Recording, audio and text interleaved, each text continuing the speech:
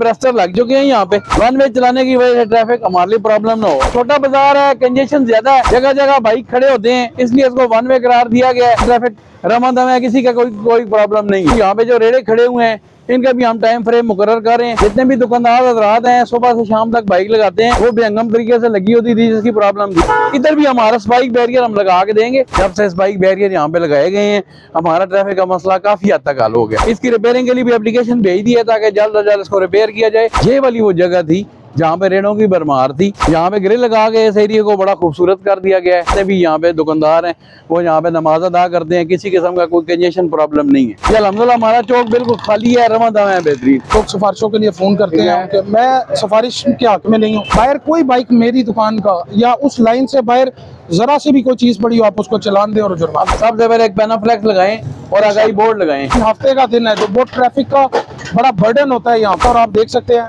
कि उसमें कितना फर्क पड़ गया। ये आवाम की फलाह के लिए है। आपका टायर बस्ट हो सकता है इससे। कोई दुकानदार मेंबर भी है ना, उसको भारी जुर्माना किया जाए इस तरह की हरकत करने पर।